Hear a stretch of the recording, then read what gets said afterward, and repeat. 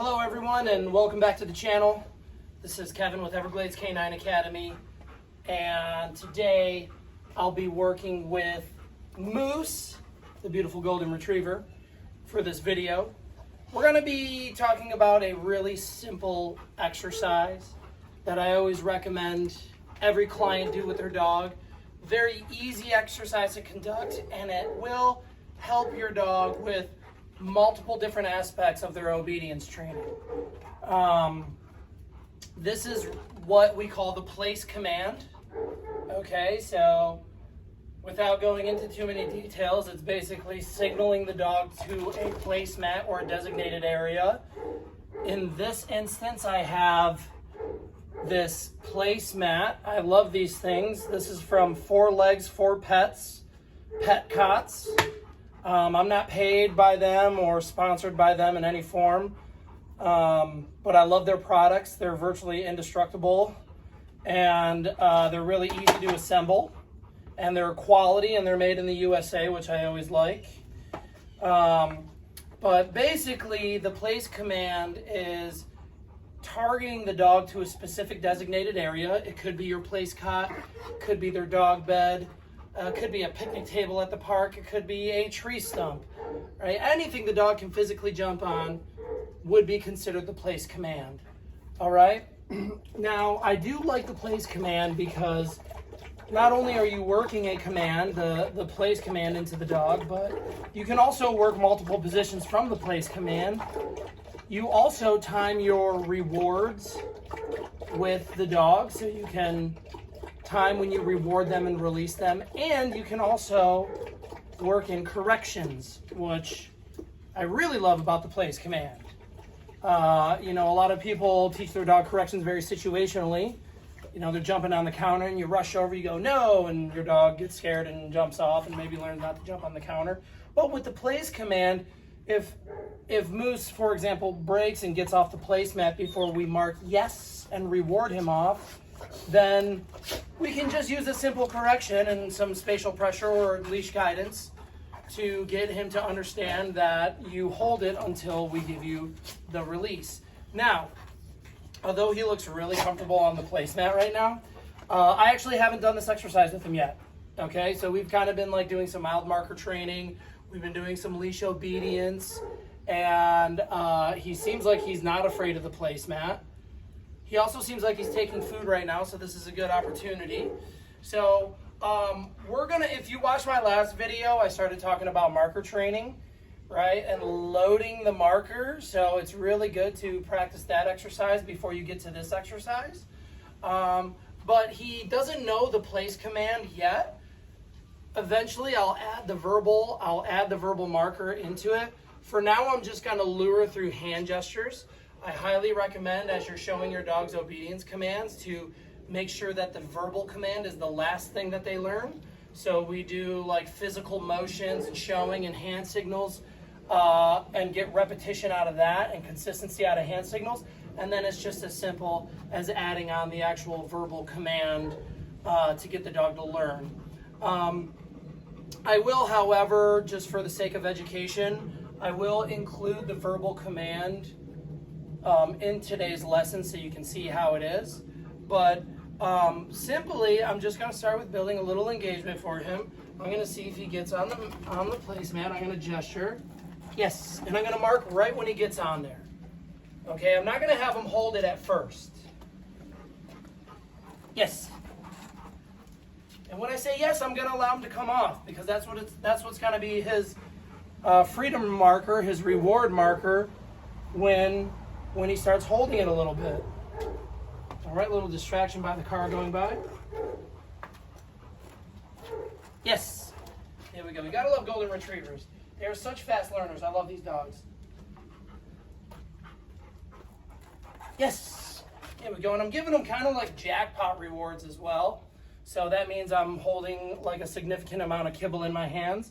Maybe like 5-6 pieces. Moose. Good. Yes. I think he's smelling something in the air a little bit. Just a little distraction, that's okay. Moose, place. Yes. There we go. So I'm going to start adding in the verbal command. He looks like he knows the hand signal, like first try. Place. Good boy. Good. Good. So we're also today going to talk about, good, our duration marker. Yes. What a good boy he is. He's holding it already really well. So, okay, Moose is excelling. That's great. He's doing really well.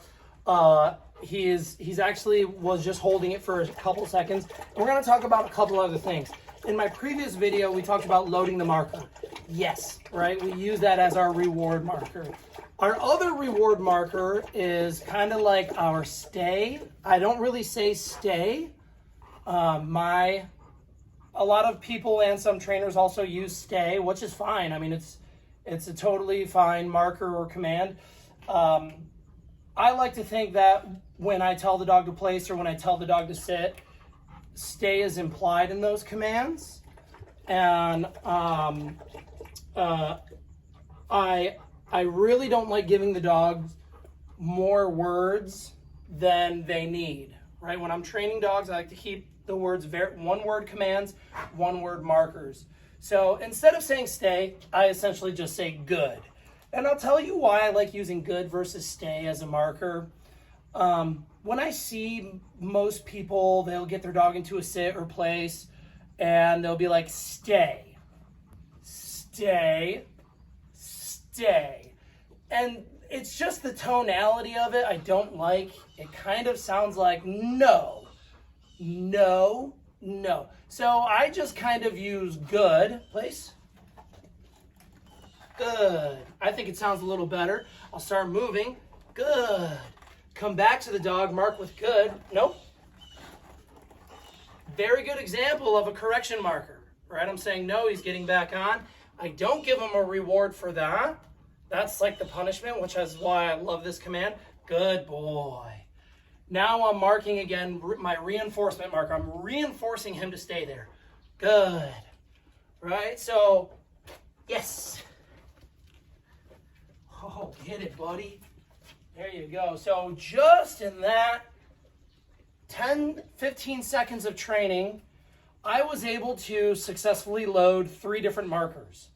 That's why I love this command. Please. Good boy, sit. I love this command. Good. Because I'm able to really focus in on my markers. Okay? And also work in obedience command.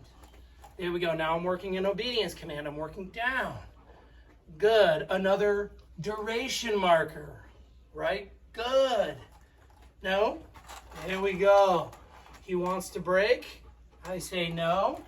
Hand signal for down. There we go. Good boy. Now after he's been corrected and corrects himself, then we come back in with reinforcement. Down. Yes. There we go. And he wanted to break a couple times, which is really good. This is really good for practice. If he's getting off before I say yes, I'm going to start using corrections to get him back on there. That's why I love this exercise, because I really love it because I can formally correct the dog without having it be so situational. Typically, when you're correcting the dog, they're either jumping up on something or jumping on somebody or scuffling with another dog, and you're coming in with heavy corrections, and it's so situational, which is fine. But practicing this helps you build a correction to where you're taking out the emotion of the situation, and the dog is able to easily understand what no means. You get off, you get back on, and that will translate into other life situations. Yes. Good boy, Moose. Good. Sit. Yes. Now we're going to add in some other commands. Oh, come get it. And we want him to chase. We want him to chase. Yeah. That's all really good. Good boy. Moose. Down. Place. Yes. Now we're starting to make it more complicated for him. So just like that, the obedience training can get a little more complicated But if you look at what I'm doing, I'm just trying to keep it very simple, very clear, very precise, right? And that's the beauty of understanding marker training, organizing your commands. We want to make all of our commands random when we're practicing, right? We don't just want to go place, yes, place, yes. We don't want to just repeat that. We want to add in different things to make the obedience have variety, and we want it to be different for the dog every time. This is how your canine will best learn, is if you stick to a pattern with obedience training and marker training, the dog won't learn anything. Come. Yes. Good boy. Place.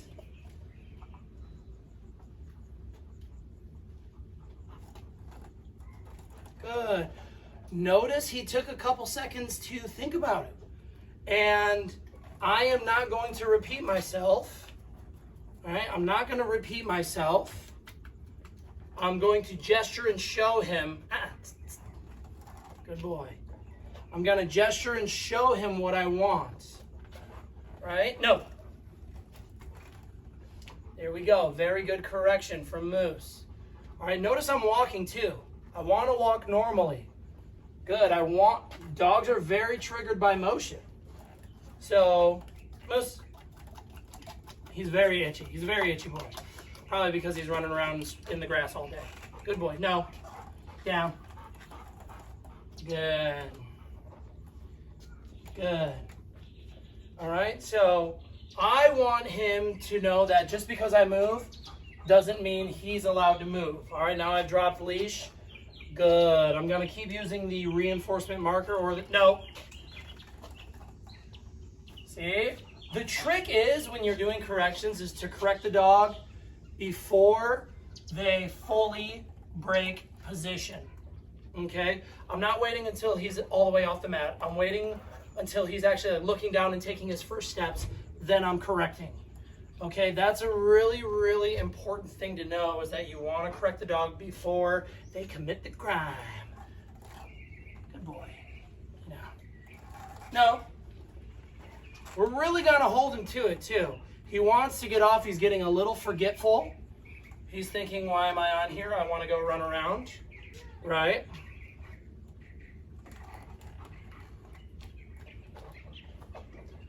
He's being such a good boy. Let's reward him. Yes! All right. That's a great session right there, folks. That is a great, great session. Okay, all done. Who's a good boy? And we also want to signal when he's all done. We want there to be an end to the training. Okay? Who's a good boy? There you go. I usually like to say all done. I like to gesture and let him know that your homework is done. You've done a good job. Now you can be free a little bit. Okay, so now he can roam around, and I'm going to let him run around a little bit. I'm actually going to get his brother out. If you guys want to just stay right there, I'll go ahead and get Hunter out.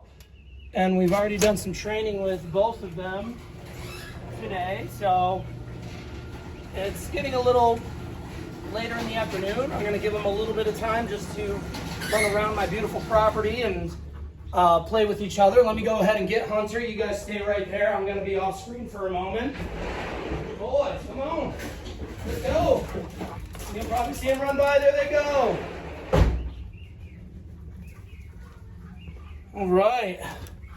So as you can see, you guys, you want to have a little bit of mix of playtime and of structured training, right? That's always going to be good for both animals.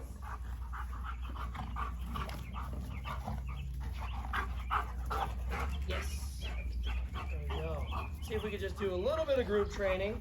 And this is a little bit more voluntary on the dogs. I'm not going to force them too much when I have them out running wild like this.